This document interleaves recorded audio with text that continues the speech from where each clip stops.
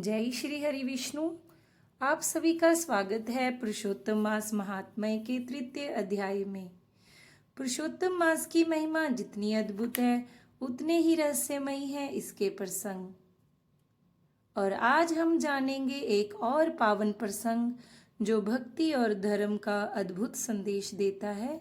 तो आइए श्रद्धा और शांत मन से कथा का आरंभ करते हैं।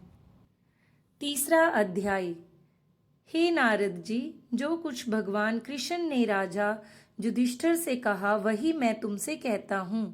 एक समय धर्मराज युधिष्ठिर जुए में दुर्योधन से सब कुछ हार गए तो द्रौपदी को बालों से पकड़कर दुष्ट दुशासन ने खींचा तथा वस्त्र भी पकड़कर खींचे तो कृष्ण भगवान ने रक्षा की। उसके पश्चात युधिष्ठिर राज्य को छोड़कर काम्यक वन को चले गए। वहां पर वन में युधिष्ठिर द्रौपदी आदि बाल बिखेरे वन में रहने वाले हाथियों की तरह वन के फलों को खाकर अति दुख को प्राप्त हुए। एक समय देवकी के पुत्र श्री कृष्ण भगवान उनको दुखी जानकर काम्यक वन को गए। उस समय युधिष्ठिर आदि श्री कृष्ण भगवान को देखकर ऐसे प्रसन्न हुए मानो देह में प्राण आ गए हों। वे बड़े प्रेम से मिले तथा हरि के चरण कमलों में नमस्कार किया। द्रौपदी ने भी प्रणाम किया। राजा युधिष्ठिर को दुखी देखकर तथा ऐसे ही द्रौपदी को दुखी देखकर श्री कृष्ण भगवान भी अति दुखी हुए।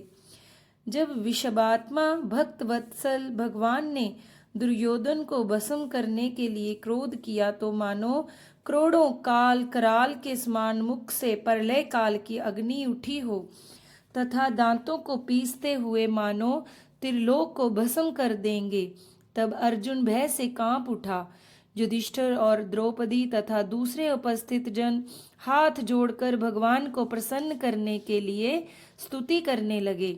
अर्जुन कहने लगे, हे कृष्ण, हे जगन्नाथ, हे नाथ, मैं जगत से बाहर नहीं हूँ, फिर आप मेरी रक्षा क्यों नहीं करते? आप तो सारे जगत की रक्षा करने वाले हो, जिनके नेत्र बंद करने से ब्रह्मा का पतन हो जाता है, जिनके क्रोध से सारे विश्व का नाश हो जाता है, कोई भी जीवित नहीं रह सकता। हे जगतपते, हे नाथ, इस संहार करने वाले क्रोध को दूर कीजिए। आपके क्रोध से संसार में प्रलय हो जाएगी। भगवान कहने लगे कि हे नारद जी, अर्जुन इस तरह कहकर हाथ जोड़कर श्री कृष्ण भगवान को नमस्कार करने लगा। तब श्री कृष्ण भगवान अर्जुन के इस तरह स्तुति वचन सुनकर शीतल हो गए।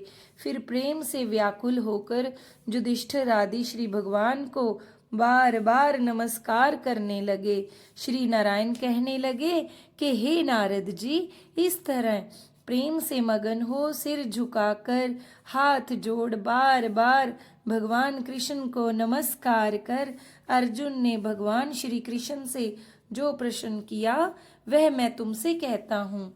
हरि भगवान यह सब सुनकर पांडवों के हितकारक वचन कहने लगे। कृष्ण कहने लगे, हे अर्जुन, मेरे वचनों को सुनो तथा आपने जो अपूर्व प्रश्न किया है इस समय मैं इसका उत्तर देने को समर्थ नहीं। यह गुप्त प्रश्न ऋषियों को भी कठिन है, तो भी हे अर्जुन, मैं तुम्हारी मित्रता और भक्ति से प्रसन्न होकर अति कठिन उत्तर को क्रम से कहता हूँ, सुनो। हे अर्जुन, एक समय में संयोगवश अधिक मास आया। उसको सब असहाय, निंदक, अपूज्य मलमास तथा नवी की संक्रांति से वर्जित ऐसा कहते हैं। मल गंदा मास होने से स्पर्श करने योग्य नहीं है, सब कर्मों से में निंदित है।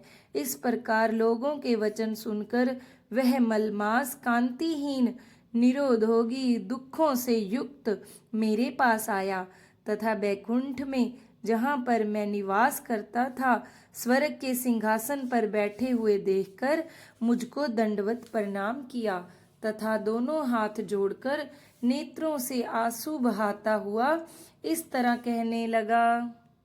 इस प्रकार पुरुषोत्तम मास के तृतीय अध्याय यहीं पर विराम होता है। जो भक्त सच्चे मन से भगवान का स्मरण करता है, भगवान उनकी पुकार अवश्य सुनते हैं। यदि आपने भी यह कथा श्रद्धा से सुनी है तो कमेंट में जय श्री हरि विष्णु जरूर लिखें। अगले अध्याय में हम जानेंगे पुरुषोत्तम मास की कथा का एक और अद्भुत रहस्य और भगवान की दिव्य लीला। इसलिए जुड़े रहिए हमारे साथ। जय श्री हरि विष्णु। हरे राम राम राम हरे हरे, हरे कृष्ण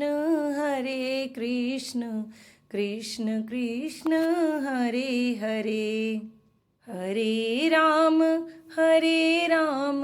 राम राम हरे हरे, हरे कृष्ण कृष्ण कृष्ण हरे हरे। हरे राम राम राम हरे हरे, हरे कृष्ण कृष्ण कृष्ण हरे हरे। हरे राम राम राम हरे हरे, हरे कृष्ण कृष्ण कृष्ण हरे हरे।